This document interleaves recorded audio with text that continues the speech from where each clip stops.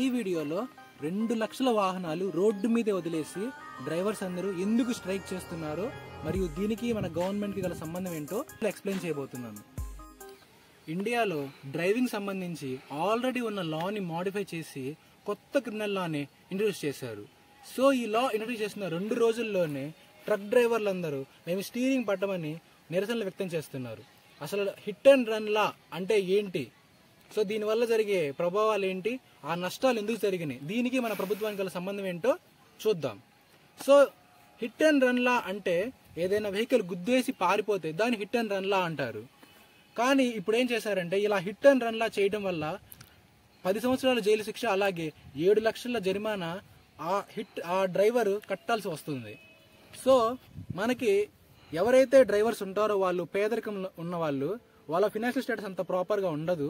So అలాంటి వాళ్ళ మీద 10 సంవత్సరాల జైలు శిక్ష అలాగే 7 లక్షల జరిమానా అంటే ఎలా ఉంటుంది? అదే ఒక మర్డర్ చేస్తే దానికి 7 years, కానీ మర్డర్ కన్నా ఇది ఇంకా శిక్షలు అనేది కఠినంగా ఉన్నాయి. సో ఇందులో ఎక్కువగా బాధించబడుతుంది ఆ డ్రైవర్లు మాత్రమే. చూడటానికి హిట్ అండ్ లా చాలా బాగున్నా కానీ ఇందులో చాలా ముసుగులు ఉన్నాయి. ఎవరైనా కావాలని వాళ్ళని ఇరికించే ఛాన్స్ ఉంది. అలాగే ఫర్ ఎగ్జాంపుల్ ఎవరైనా వచ్చి హిట్ చేసి పారిపోతే అది వెంటనే ప్రూవ్ చేసుకోలేరు. అలా ప్రూవ్ చేసుకునే దాకా వాళ్ళు జైల్లో అనుభవించాల్సి వస్తుంది. అలాగే 7 లక్షల జరిమానా కట్టాల్సి వస్తుంది. నిరుపేద కుటుంబం అయిన ఈ ట్రక్ డ్రైవర్లు అందరూ ఆ 7 లక్షల జరిమానా ఎక్కడి నుంచి తీసుకొస్తారు? అలాగే ఒకవేళ నిజంగా ప్రూవ్ అయినా ప్రూవ్ అవ్వకపోయినా వాళ్ళు నిజంగా హిట్ చేసినా చేయకపోయినా కానీ అది రివీల్ చేసేదాకా, అంటే కోర్టులో వాళ్ళకి జస్టిస్ వచ్చేదాకా వాళ్ళు జైల్లో మగ్గాల్సిందే. సో దీన్ని ఆసరాగా తీసుకొని చాలా మంది కావాలనే వాళ్ళని ఇరికించే ప్రమాదం ఉంది. సో ఇప్పటికే 2 లక్షలకు పైగా ట్రక్ డ్రైవర్స్ వాళ్ళ వాహనాలు రోడ్డు మీద నిలిపారు. అసలు హిట్ అండ్ రన్ లా అంటే ఏంటో వీళ్ళు ప్రాపర్గా ఎక్స్ప్లెయిన్ చేయలేదు. ఇదే మెయిన్ ప్రాబ్లం. సో ఒక చిన్న యాక్సిడెంట్ చేసినా ఆర్ టోటల్గా ఆ వెహికల్ అనేది నుజ్జు అయిపోయినా, ఒకవేళ ఎలాంటి ప్రాణ నష్టం జరిగినా జరగకపోయినా అన్నిటికీ ఒకటే శిక్ష. అంటే ఒక చిన్న యాక్సిడెంట్ చేసి వెళ్ళిపోయినా వాళ్ళు 7 lakhs ఫైన్ కట్టాలి, 10 years ఇంప్రిజ్మెంట్లో ఉండాలి. అదే ఫర్ ఎగ్జాంపుల్ ఒక పెద్ద యాక్సిడెంట్ అయ్యి ఆ కారు కానీ ఆ వెహికల్ కానీ నుజ్జు అయిపోయి లోపల ఉన్న మనిషి చనిపోయినా కానీ అదే పనిష్మెంట్. సో ఇది ఎంతవరకు న్యాయం?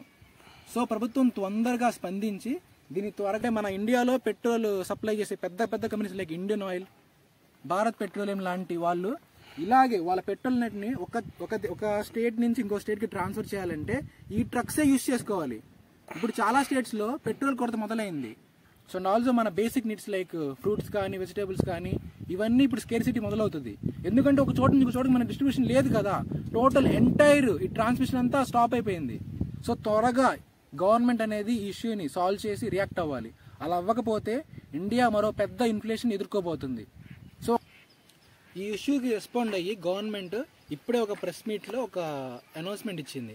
అదేంటంటే అట్ ప్రెసెంట్ ఈ లాని ఇంకా మేము ఇంప్లిమెంట్ చేయలేదు అని చెప్పారు, కానీ మనకు అఫీషియల్గా ఈ లాని క్యాన్సిల్ చేస్తున్నామని ఎలాంటి ప్రూఫ్స్ కానీ స్టేట్మెంట్స్ కానీ ఇవ్వలేదు.